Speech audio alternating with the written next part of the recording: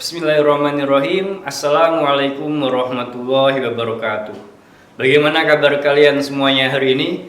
Pak Abi doakan mudah-mudahan semuanya selalu dalam keadaan sehat walafiat tanpa kekurangan satu apapun. Baik, sebelum kita mulai pelajaran kita pada hari ini, mari kita awali dengan membaca basmalah bersama-sama. Bismillahirrahmanirrahim.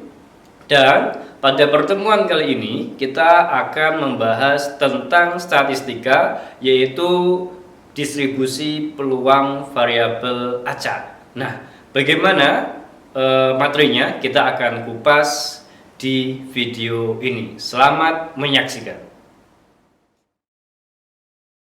Ini adalah materi yang paling dasar daripada distribusi binomial ya di semester 2. Baik, langsung saja, apa itu variabel acak diskrit? Variabel acak diskrit itu diperoleh dari hasil menghitung atau membilang, sehingga nilainya berupa bilangan bulat. Jadi bukan pecahan, bukan bilangan negatif. Nah, untuk lebih memahami materi ini, kita lihat contoh soal berikut. Kita akan menuliskan distribusi nilai variabel acak dari 4 koin yang dilambungkan bersama-sama dengan X menyatakan banyaknya angka yang muncul. Nah, maka X ini bisa 0, 1, 2, 3, 4. Loh, kok bisa seperti itu? Berarti kan titik sampelnya. Misalkan yang pertama kita lihat untuk yang GGGG. Ini artinya keempat koin ini muncul gambar semuanya. Adakah angka yang muncul pada GGGG? Kan tidak ada. Maka di sini nilainya adalah 0. Sehingga banyaknya anggota cuma 1, yaitu GGGG. Untuk yang kedua, perhatikan di sini ada AGGG, GAGG, GGAG, dan GGGA. Lihat berapa berapa angka yang ada pada titik sampel ini. Angkanya hanya ada 1, maka di sini nilainya adalah 1 dan banyaknya anggota ada 4. 4 dari mana, Pak? 1, 2, 3, dan 4. Begitu juga untuk nilainya yang 2, 3, dan 4. Nah, ini kalau semuanya kalian jumlahkan, nanti hasilnya adalah 16. Nah, jadi sesuai dengan dulu pernah kalian pelajari di SMP, misalkan ada koin itu kan ada angka dan ada gambar, berarti ada 2, yaitu angka dan gambar. Kalau koinnya ada 1, maka banyaknya ruang sampel adalah 2/1. Kalau koinnya ada 2, maka banyaknya ruang sampel ada 2/2. Kalau koinnya ada 4, maka banyaknya ruang sampel ada 2/4, yaitu sama dengan 16. Hati-hati, ingat-ingat lagi materi SMP ya, jangan sampai lupa.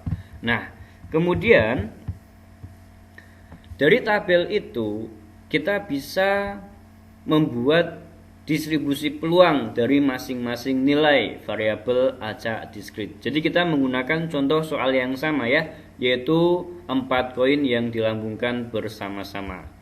Nah, ini tabel yang tadi.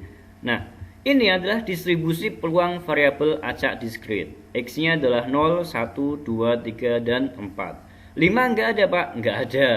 Kenapa enggak ada? Ingat, koinnya ada 4. Jadi maksimal angka yang muncul yaitu ada 4. Jadi enggak mungkin 5. Oke, jadi X-nya adalah 0, 1, 2, 3, 4. Nah, kemudian P itu artinya adalah peluang, X itu adalah variabel acaknya, yaitu menyatakan jumlah angka yang muncul, dan X adalah nilainya.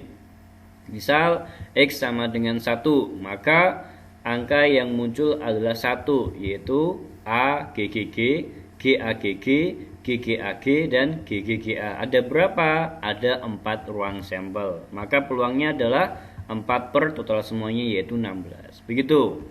Untuk yang 0, nah lihat, 0 itu adalah GGGG. Banyaknya anggota 1, banyaknya ruang sampel ada 16, maka peluangnya adalah 1 per 16. Untuk X sama dengan 1, cari yang A-nya hanya 1 aja, yaitu AGGG, GAGG, GGAG, dan GGGA. Maka ada 4 anggota ruang sampel, sehingga peluangnya adalah 4 per banyaknya ruang sampel keseluruhan adalah 16. Atau kalian boleh sederhanakan menjadi 1 per 4. Begitu juga untuk yang X sama dengan 2, yaitu AAGG, AGAG, AGGA, GAGA, dan GAAG, lalu GGA. Ada yang ngedobelan? Tidak ya. Nah, artinya betul. Total banyaknya anggota ada 6. Maka peluangnya adalah 6 per 16 untuk X sama dengan 2. Untuk X sama dengan 3 dan X sama dengan 4, nah perhatikan, ini selalu simetris Mas Mbak. Lihat, dari 0, 1, 2, yaitu 1, 4, 6. Maka 3 dan 4 kembali lagi 4 per 16 dan 1 per 16. Seperti itu. Dan untuk mengecek hasilnya, kalian pastikan jumlahnya di sini selalu 1. Ingat, peluang itu maksimal adalah 1 dan minimal adalah 0. Kalau dinyatakan dalam 0, peluang suatu kejadian adalah 0. Itu adalah sebuah kemustahilan gitu ya. Jadi nggak mungkin terjadi. Misal peluang Persis Solo menang melawan AC Milan itu adalah 0. Artinya Persis Solo tidak akan mungkin menang melawan AC Milan. Buat Pak Sopati jangan tersinggung, ini hanya contoh saja. Atau peluang Persis Solo mengalahkan Manchester United adalah 1, seperti itu. Artinya peluang Persis Solo itu menang itu adalah sebuah keniscayaan atau kepastian, seperti itu. Jadi pasti Persis Solo menang melawan Manchester United, seperti itu. Nah, jadi itu adalah distribusi peluang variabel acak diskrit. Sekali lagi, ini kalau dijumlahkan semuanya harusnya hasilnya adalah 1. Coba kita cek. 1 tambah 4 5, tambah 6 adalah 11, tambah 4 15, tambah 1 16. 16 per 16 sama dengan 1. Oke, betul ya. Dan kita lihat dari tabel distribusi peluang variabel acak ini, seandainya pembuat soal ingin menanyakan PX lebih dari 2. Nah, kalian harus paham tentang notasi ketidaksamaan.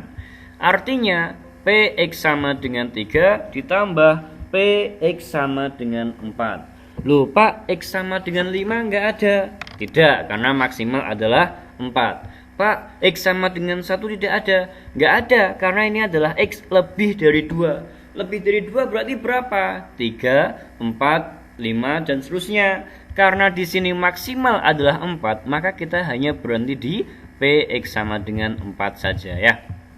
Jadi PX sama dengan 3 dari tabel kita bisa mendapatkan 4 per 16, dan PX sama dengan 4 kita bisa mendapatkan 1 per 16. Jadi jawabannya adalah 5 per 16. Kemudian apabila yang ditanyakan adalah PX kurang dari sama dengan 2, ya hati-hati ada sama dengannya, maka di sini kita jabarkan menjadi PX sama dengan 0, PX sama dengan 1, dan PX sama dengan 2. Jumlahkan semuanya berdasarkan tabel, kita dapat 1 per 16, 4 per 16, dan 6 per 16. Sehingga jawabannya adalah 11 per 16. Yang terakhir, apabila ada notasi seperti ini, ingat, ini nggak ada sama dengannya, artinya 1 tidak masuk. Sedangkan ini ada sama dengannya, artinya 3 masuk. Jadi P1 kurang dari X kurang dari sama dengan 3 adalah PX sama dengan 2 ditambah PX sama dengan 3. Maka sama dengan 6 per 16 ditambah dengan PX sama dengan 3, yaitu 4 per 16. Totalnya adalah 10 per 16 atau 5 per 8. Baik, itu saja yang bisa Pak Apri jelaskan, dan untuk memantapkan diri kalian, coba dikerjakan satu soal ini. Nah, bagaimana setelah kalian menonton video pembelajaran pada hari ini? Mudah-mudahan kalian semua bisa memahaminya dengan baik. Baik, kita tutup pembelajaran kita pada hari ini dengan bacaan hamdalah dan doa kafaratul majlis. Alhamdulillahirabbil alamin. Subhanaka wahumma wa bihamdika asyhadu alla ilaha illa anta astaghfiruka wa atubu ilaik. Assalamualaikum warahmatullahi wabarakatuh.